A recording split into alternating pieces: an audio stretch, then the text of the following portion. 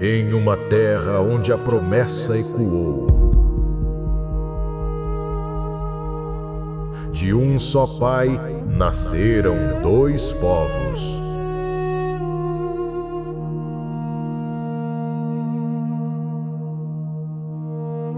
Mas o destino os separaria para sempre.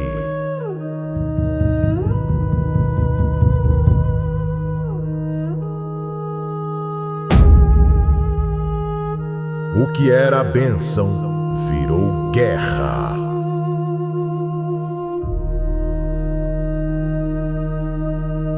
Eles não lutam apenas por terra, mas por identidade.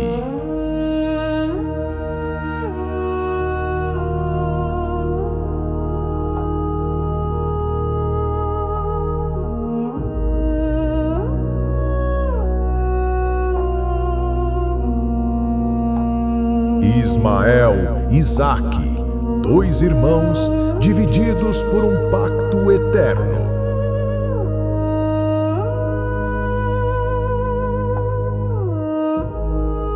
Mas até no fim, eles caminharam juntos.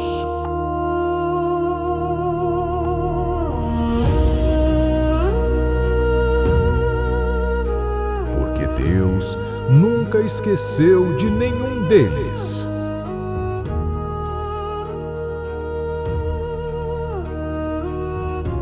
E talvez a paz ainda esteja por vir.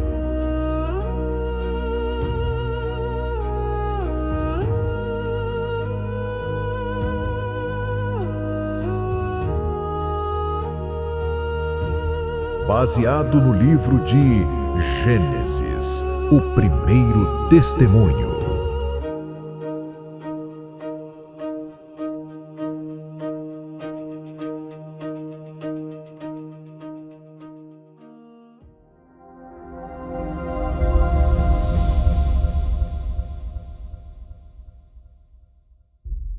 Muito antes das bandeiras, das fronteiras e até mesmo das guerras modernas que dominam os noticiários, judeus e árabes já compartilhavam e disputavam um mesmo pedaço de terra. Uma terra pequena, mas carregada de significado. Uma terra que para muitos é mais que solo, é promessa, é identidade, é história. Ambos os povos têm raízes profundas no coração do Oriente Médio. Árabes e judeus são considerados semitas, ou seja, descendem de ancestrais comuns que viveram naquela região há milênios.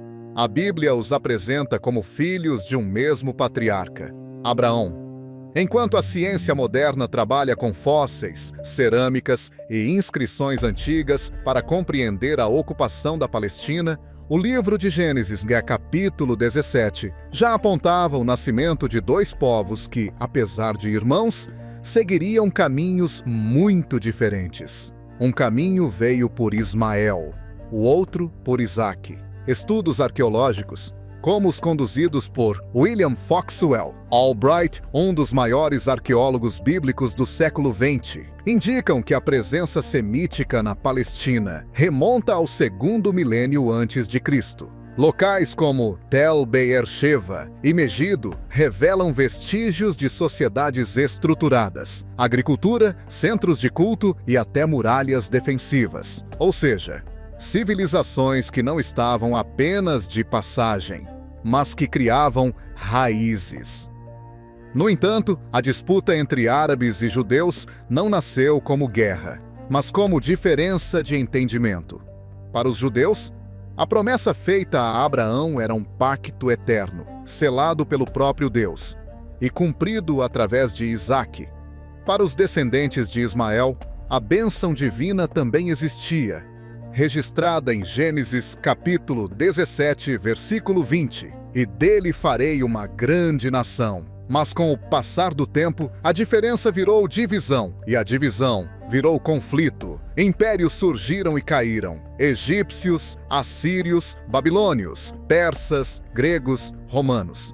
Todos deixaram suas marcas naquela terra sagrada que hoje conhecemos como Israel e Palestina. E mesmo com tantas civilizações diferentes, o centro da disputa continuava intacto: A crença de que aquela terra foi dada por Deus. A fé, nesse cenário, passou a ser muito mais que espiritualidade. Ela se tornou um direito de posse, uma identidade nacional e, para muitos, uma arma de resistência. O rabino e historiador Abraham Malamati, da Universidade Hebraica de Jerusalém, disse uma vez: "O que vemos hoje no Oriente Médio não é apenas política, é teologia em guerra, onde cada verso pode ser um decreto e cada cidade um troféu."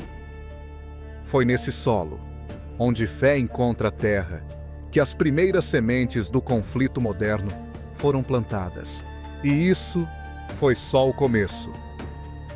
Com o colapso do Império Otomano no final da Primeira Guerra Mundial, a região da Palestina, até então sob domínio turco, passou para as mãos da Grã-Bretanha. Era o ano de 1917, e o que parecia ser apenas uma reorganização de território acabou sendo o estopim de uma nova onda de conflitos. A Grã-Bretanha recebeu da Liga das Nações o chamado Mandato da Palestina. Publicamente, ela deveria promover a ordem. Nos bastidores, fazia promessas aos dois lados. Em 1916, por meio da correspondência Hussein-McMahon, os britânicos prometeram aos árabes apoio para a criação de um Estado independente, caso eles ajudassem na luta contra os otomanos. Mas, em 1917, a mesma Grã-Bretanha publicou a Declaração Balfour, prometendo apoio à criação de um lar nacional para o povo judeu.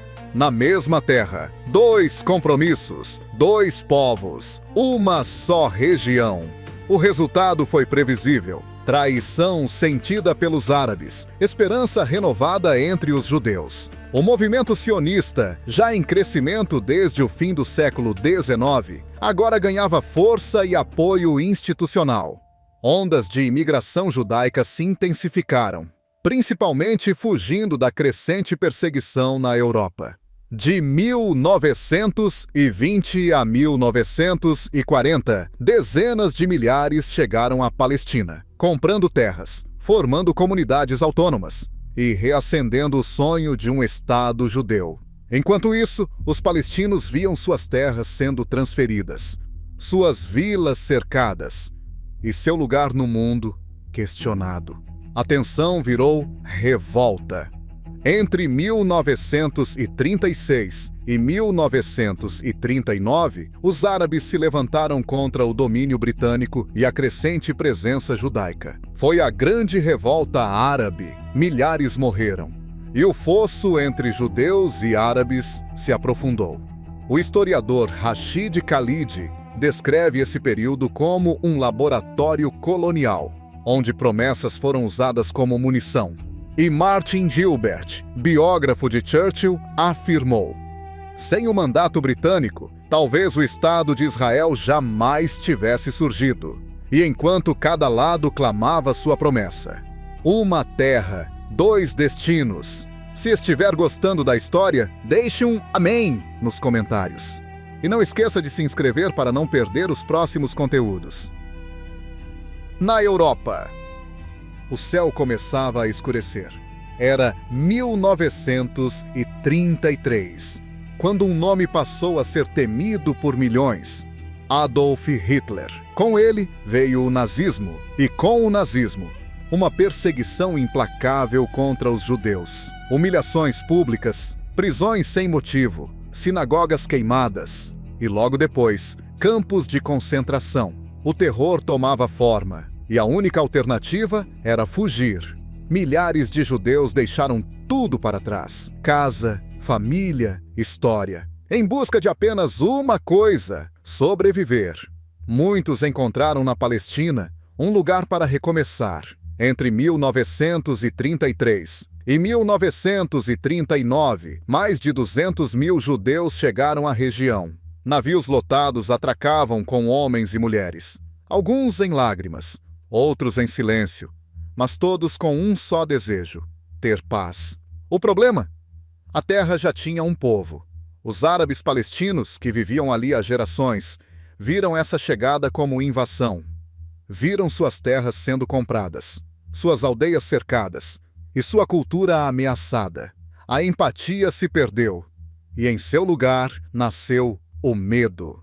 O historiador Ilan Pappé afirma que esse período marcou a ruptura definitiva, o momento em que a convivência deu lugar ao confronto. O que para uns era refúgio, para outros era invasão, e embora o Holocausto, que exterminaria 6 milhões de judeus, ainda não tivesse começado, a tensão que levaria o mundo ao abismo já estava em ebulição. Quando a Segunda Guerra Mundial chegou ao fim, o mundo estava em choque. As imagens dos campos de concentração, as pilhas de corpos, os olhos vazios dos sobreviventes. 6 milhões de judeus assassinados. Um povo inteiro, quase apagado da terra. E então, a pergunta ecoou entre as nações: onde os judeus poderiam, enfim, viver em paz? Em 1947, a Organização das Nações Unidas propôs uma solução: dividir a Palestina. A proposta era clara: criar 2 estados, um judeu com 57% do território e outro árabe palestino com os 43% restantes. Jerusalém ficaria sob controle internacional, neutra, sagrada, intocável. Para os judeus, foi o cumprimento de uma promessa, uma terra, um lar, um lugar de renascimento. Mas para os árabes, foi uma ofensa, uma injustiça, uma imposição sem consulta. Mesmo assim, no dia 14 de maio de 1948, David Ben-Gurion proclamou a fundação do Estado de Israel. No dia seguinte, os exércitos de 5 nações árabes invadiram Egito, Jordânia, Síria, Líbano, Iraque. A guerra estava declarada, mas Israel resistiu e, mais do que resistir, avançou. Ao fim da guerra, Israel havia conquistado 75% da Palestina histórica. A Cisjordânia foi anexada pela Jordânia, a faixa de Gaza pelo Egito e o povo palestino. Centenas de milhares foram expulsos ou fugiram de suas casas. Foram para campos de refugiados na Jordânia, no Líbano, na Síria. Sem nacionalidade, sem bandeira, sem chão. O historiador Benny Morris afirma: esse momento marcou uma transformação de um conflito territorial para uma luta existencial. Enquanto Israel celebrava a independência, os palestinos choravam a Nakba, a catástrofe em árabe. 2 narrativas, 2 traumas, nascidos do mesmo evento e naquela terra rachada, entre vitórias e lágrimas, nascia um novo capítulo da história. A fundação do Estado de Israel foi apenas o começo. O Oriente Médio mergulhou em uma sequência de conflitos, cada um mais intenso que o outro. 1956, a Guerra de Suez. 1967, a Guerra dos 6 Dias. 1973, a Guerra do Yom Kippur. 1982, a invasão do Líbano. Cada guerra deixava cicatrizes. Cada acordo vinha seguido de outra tensão. Na Guerra dos 6 Dias, em apenas 6 dias, Israel ocupou a faixa de Gaza, a península do Sinai, as colinas de Golã e a Cisjordânia, incluindo Jerusalém Oriental. O que ainda restava aos palestinos agora estava nas mãos do exército israelense. E os palestinos? Milhares continuaram como refugiados, expulsos de suas vilas, separados de suas famílias, empurrados para campos no Líbano, Jordânia, Síria. Cresceram sem nome, sem identidade oficial e, muitas vezes, sem esperança. A ONU criou a agência UNRWA em 1949 para tentar atender os refugiados palestinos, mas a realidade não mudou. Hoje, são mais de 5 milhões de refugiados registrados. 5 milhões de pessoas sem casa, sem país, sem pátria. Enquanto isso, Israel recebia apoio militar e político dos Estados Unidos, tanques, tecnologia, veto no Conselho de Segurança. O desequilíbrio aumentava, e com ele, o ressentimento. O historiador Walid Khalid argumenta que o drama dos refugiados não é apenas consequência da guerra, mas o coração do conflito. Porque enquanto houver um povo sem terra e uma terra sem paz, o choro continuará ecoando nos campos e a paz continuará à espera de um lugar para nascer. O tempo passou, mas a ferida continuou aberta. Tratados de paz foram assinados, cúpulas internacionais realizadas, e líderes apertaram as mãos diante das câmeras, mas a realidade continuava sangrando nas ruas de Gaza e nos becos da Cisjordânia. Foi nesse cenário de dor e desilusão que surgiu o Hamas. O ano era 1987. A primeira intifada, levante popular palestino, tomava as ruas e, entre pedras e lágrimas, nascia um novo movimento, diferente da OLP, Organização para a Libertação da Palestina. O Hamas não era apenas político, era religioso. Inspirado na Irmandade Muçulmana, o Hamas pregava que a libertação da Palestina viria pela fé e pela luta armada. Sua carta fundadora era clara: Israel não tinha direito de existir, não havia espaço para dois estados, não havia espaço para diálogo, ataques suicidas, foguetes caseiros, escudos humanos. A guerra tomou as ruas, as casas, as escolas. Israel, por sua vez, respondeu com bloqueios, bombardeios e muros. O povo de Gaza, mais de 2 milhões de pessoas, vive hoje cercado por arame farpado, com fronteiras fechadas e eletricidade racionada. A faixa de Gaza se tornou uma prisão a céu aberto. Tentativas de paz se tornaram repetitivas, porque de um lado, o Hamas se recusa a reconhecer Israel, e de outro, Israel se recusa a negociar com quem não reconhece sua existência. E assim, o impasse se mantém, não por falta de propostas, mas por falta de reconhecimento mútuo. O que começou como disputa por território se transformou em guerra por existência. 2 povos, 2 traumas e uma só pergunta: até quando? Muito antes da ONU, muito antes da Grã-Bretanha, muito antes até mesmo dos exércitos, havia apenas um homem e uma promessa: Abraão, chamado por Deus para sair de sua terra. Ele obedeceu sem saber para onde ia. Deus lhe disse, em Gênesis capítulo 12, versículo 2, farei de ti uma grande nação e te abençoarei. Mas havia um problema. Sara, sua esposa, era estéril e o tempo passava. Já idosos, o sonho de um filho parecia impossível, mas a promessa de Deus ainda vivia. Então, Sara toma uma decisão. Entrega sua serva egípcia, Hagar, para que dela nascesse um herdeiro. E nasce Ismael. O nome significa Deus ouviu. E de fato, Deus ouvia. Ismael cresce. Abraão o ama. E por um tempo, ele era o único herdeiro visível da promessa. Mas Deus não tinha terminado a história. Em Gênesis capítulo 17, versículos 19 a 21, Deus diz: Sara, tua mulher, te dará um filho, e chamarás o seu nome Isaque. Com ele estabelecerei o meu pacto. E quanto a Ismael, eu o abençoarei. Farei dele uma grande nação. Ismael recebe a bênção. Isaque, o pacto. Quando Isaque nasce, a tensão aumenta. Sara observa o menino Ismael brincando e decide: Hagar e o filho devem partir. Abraão se entristece, mas Deus confirma: faz o que Sara te disse. E então, Hagar e Ismael são lançados ao deserto. Ali, o sol queima, a água acaba, a mãe desaba. Ela coloca o menino debaixo de um arbusto e se afasta. Não quero ver o menino morrer, diz ela, e chora. Ismael também chora. Mas então, algo acontece.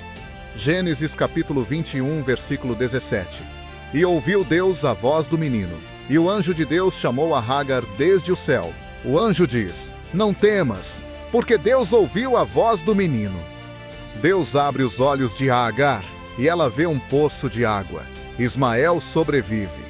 Mais do que isso, ele cresce, vira flecheiro, vive no deserto de Parã, casa-se com uma egípcia. Gênesis capítulo 25 relata que ele teve 12 filhos, 12 príncipes. Eles se espalharam por toda a Península Arábica, dando origem a tribos que mais tarde seriam a base de muitos povos árabes. Enquanto isso, Isaque seguia o caminho da promessa. 2 irmãos, 2 linhagens, 2 destinos. Mas há um momento tão tocante que parece suspender o tempo. Gênesis capítulo 25, versículo 9. E seus filhos Isaque e Ismael o sepultaram na cova de Macpela. Juntos, enterraram o pai. Sem guerras, sem muros, sem ódio. Apenas filhos e o silêncio da terra. Ali, naquele instante, não havia divisão. Apenas memória e honra. Essa é a raiz mais profunda do conflito.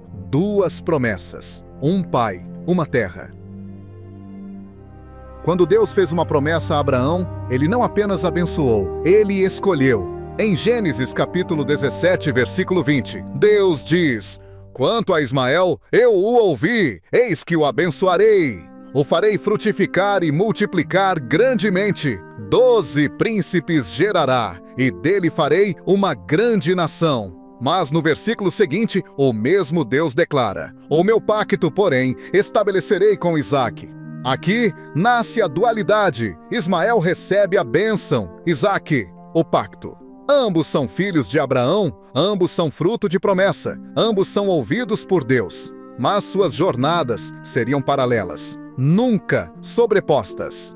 Enquanto a linhagem de Isaque daria origem ao povo judeu, os filhos de Ismael se tornariam os pais das tribos árabes. E é aqui que o conflito teológico se transforma em disputa de identidade. O Alcorão reverencia Ismael como profeta, e muitos muçulmanos acreditam que foi ele, e não Isaque, o filho levado por Abraão para o sacrifício.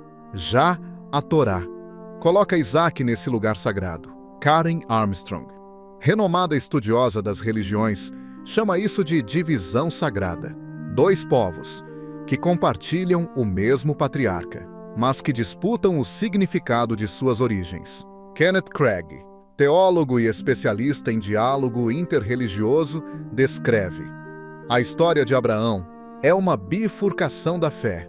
Cada lado segue com convicção, mas com mágoa por não ter sido reconhecido pelo outro. E assim, Isaque cresce como herdeiro do pacto divino. E Ismael, como patriarca de nações. Ambos cumprem seus destinos. Ambos são instrumentos da promessa. Mas há algo que não pode ser ignorado. Deus nunca rejeitou Ismael. Deus o ouviu, o sustentou, o fez crescer e o transformou em fonte de povos e líderes. É por isso que, até hoje, a terra da promessa é disputada com tanta paixão. Não é apenas solo, é sangue, é memória, é identidade. E por mais que os caminhos tenham se separado, o ponto de origem é o mesmo. Um homem, 2 bênçãos, um só Deus. Agar, uma mãe com os pés no deserto e o coração em pedaços. Após o nascimento de Isaque, Sara, movida pelo ciúme e pelo medo, expulsa essa serva e seu filho. Abraão sofre, mas Deus confirma: faz o que Sara te pede. Gênesis capítulo 21, versículo 12. E assim, Agar e Ismael são lançados à solidão. Eles caminham sob o sol ardente do deserto de Berseba. A água acaba, o desespero cresce. Agar, esgotada, coloca o menino à sombra de um arbusto e se afasta. Não posso ver o menino morrer. Ela se curva no chão e chora. E então, algo celestial acontece. Gênesis capítulo 21, versículo 17. E ouviu Deus a voz do menino, e o anjo do Senhor chamou a Agar desde o céu. Não temas, diz o anjo, porque Deus ouviu a voz do menino desde o lugar onde está. Naquele momento, os olhos de Hagar se abrem, e diante dela há um poço, água, vida. Ela corre, enche o odre e dá de beber ao menino. Ismael vive, mas não só vive. Ele resiste, cresce forte, torna-se arqueiro, habita o deserto de Parã. Gênesis capítulo 21, versículo 21. Ali, no silêncio quente do deserto, nasce um povo, a partir da dor, da exclusão e da intervenção divina. Esse momento é mais que sobrevivência. É Deus dizendo ao mundo: mesmo aquele que foi rejeitado, eu não abandono. O menino que chorou no deserto se tornou um guerreiro. Ismael cresceu entre as areias de Parã, ali, moldado pelo sol, pelo silêncio e pela presença de Deus. Ele amadureceu. Gênesis capítulo 21, versículo 20. E Deus estava com o menino, que cresceu e habitou no deserto e se tornou um flecheiro. Hagar, sua mãe, não apenas o protegeu, ela o formou, cuidou para que ele seguisse e preparou um casamento com uma egípcia. Ismael construiu sua família e Deus cumpriu o que havia prometido: 12 príncipes ele gerará. Gênesis capítulo 17, versículo 20. Esses 12 filhos, Nebaiote, Quedar, Adibel, Mibsão, Misma, Dumá, Massá, Haddad, Temá, Getur, Nafis e Quedemá, deram origem a tribos que se espalharam por toda a região árabe. Eles se tornaram líderes, chefes, ancestrais de nações poderosas. A Bíblia os chama de ismaelitas, povos que trilharam o deserto, homens livres, nômades, resistentes. E mesmo com a distância entre os irmãos, o vínculo nunca foi completamente quebrado. Gênesis capítulo 25, versículo 9. Traz uma imagem comovente. E sepultaram-no Isaque e Ismael, seus filhos, na cova de Macpela. Juntos, os 2 filhos de Abraão enterram o pai. Ali não há disputa, não há fronteiras, não há guerra. Apenas o silêncio da despedida. Apenas a honra do sangue. Ismael, o filho da serva, se fez pai de nações. E até hoje, entre os ventos do Oriente Médio, a sua voz ainda ressoa. Deus ouviu, e a promessa nunca foi esquecida. Já se inscreveu? Se ainda não, talvez seja a hora. Se inscreva, deixa o like e comente. Se gostou de nossos conteúdos e quer ajudar nosso canal a levar mensagens como esta para mais pessoas, então seja nosso parceiro. Clique no botão Seja Membro.